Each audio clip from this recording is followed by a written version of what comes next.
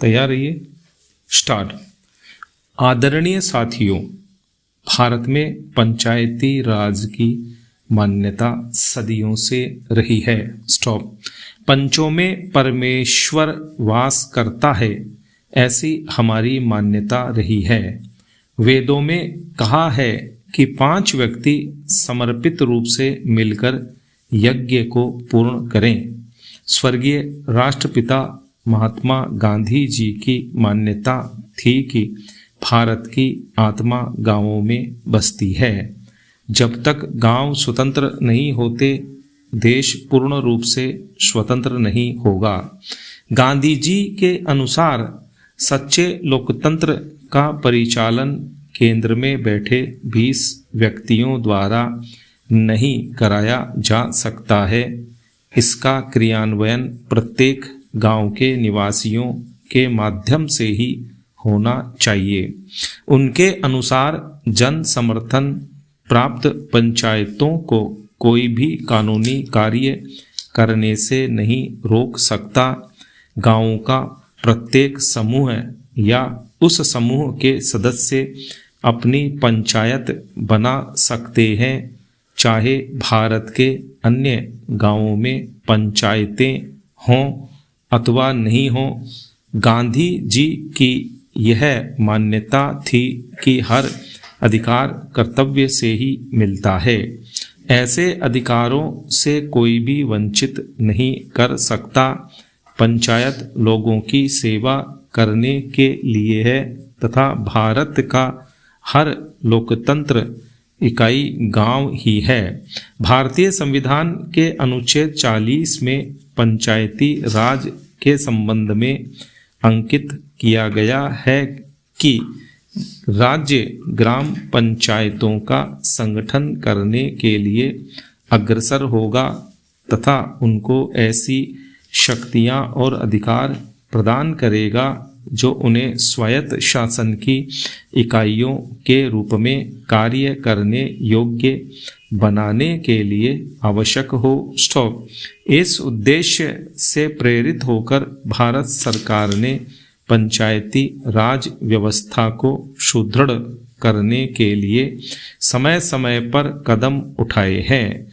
2 अक्टूबर 1952 को भारत सरकार द्वारा ग्रामीण विकास हेतु सामुदायिक विकास कार्यक्रम प्रारंभ किए गए। इसके अधीन स्थानीय विकास हेतु सरकार द्वारा विकास खंडों को अनुदान राशि दी गई। भारत सरकार ने देश के ग्रामीणों का सर्वांगीण विकास करने हेतु पंचायत राज संस्थाओं के संबंध में 1957 में बलवंत राय मेहता समिति का गठन किया। इस समिति ने सिफारिश की कि विकास से संबंधित समस्त कार्यों को पंचायती राज संस्थाओं को सुपुर्द कर दिया जाना चाहिए। स्टॉप। फेरा। समिति की सिफारिश के अनुसार ग्राम स्तर पर ग्राम पंचायतें पूर्णतः निर्वाचित हों। स्टॉप। इनमें 2 महिला अनुसूचित जाति व अनुसूचित जनजाति का प्रतिनिधि मनोनीत हो। स्टॉप। ब्लॉक स्तर पर पंचायत समिति विकास के समस्त कार्य हाथ में ले। स्टॉप।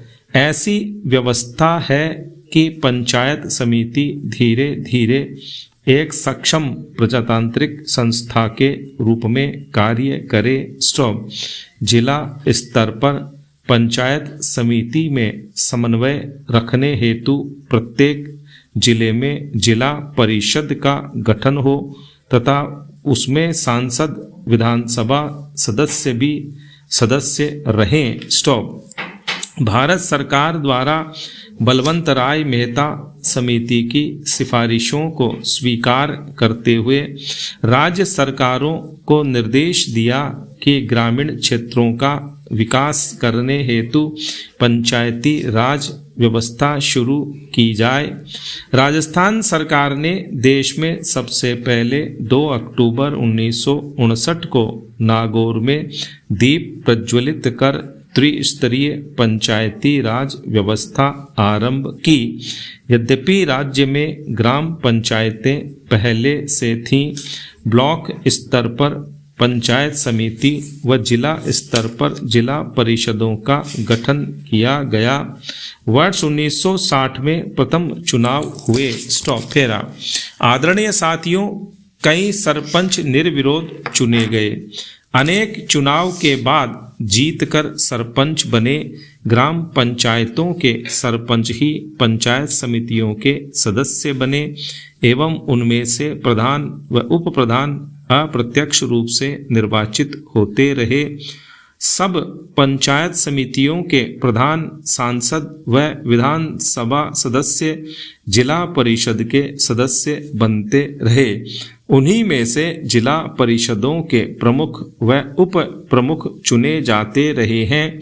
न केवल राजस्थान राज्य में ही अपितु देश के अधिकांश राज्यों में पंचायती राज संस्था की स्थापना के आरंभ के वर्षों में इन संस्थाओं ने ग्रामीण विकास की दिशा में अच्छे परिणाम दिए, लेकिन कुछ वर्षों बाद किन्हीं कारणों की वजह से पंचायती राज संस्थाएं अपने सौंपे गए उत्तरदायित्व को सही ढंग से निष्पादित करने में असमर्थ दिखाई देने लगी, अर्थात ये संस्थाएं अपेक्षित परिणाम देने में असफल रहीं।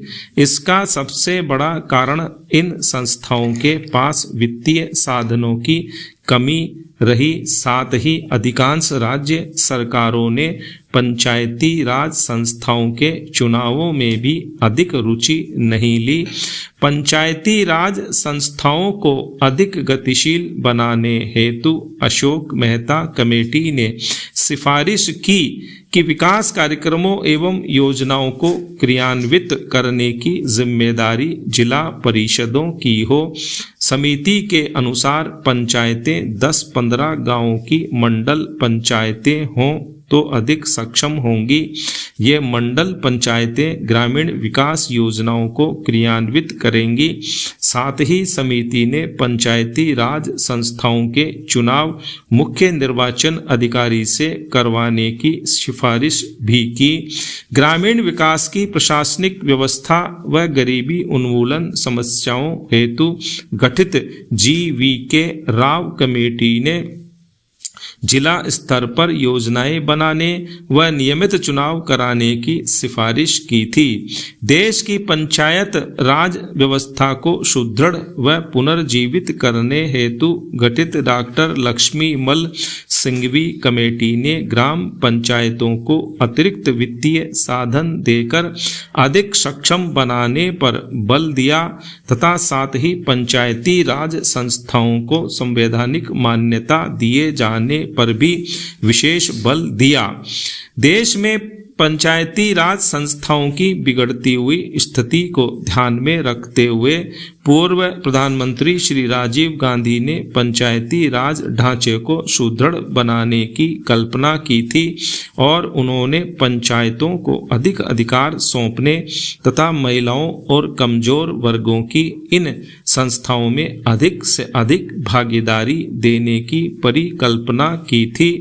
हमारे वर्तमान प्रधानमंत्री के प्रयासों से अब यह संभव हो पाया है कि इस संबंध में शुरू किए गए प्रयासों तथा राष्ट्रपिता महात्मा गांधी जी के ग्राम स्वराज के स्वप्न को साकार बनाने की दृष्टि से संविधान में 73वां संशोधन की कुछ महत्वपूर्ण बातों का जिक्र करना चाहूँगा। स्टॉप। पंचायती राज संस्थाओं को प्रथम बार संवैधानिक दर्जा दिया गया। सभी राज्यों में पंचायती राज की त्रिस्तरीय पद्धति लागू की गई, लेकिन जिन राज्यों की जनसंख्या 20 लाख से कम है वहां बीच के स्तर की इकाई गठित करने की मर्जी राज्य सरकारों पर छोड़ी गई है। ग्राम सभा को वैधानिक दर्जा दिया गया। हर 5 वर्षों में अनिवार्य रूप से चुनाव होंगे।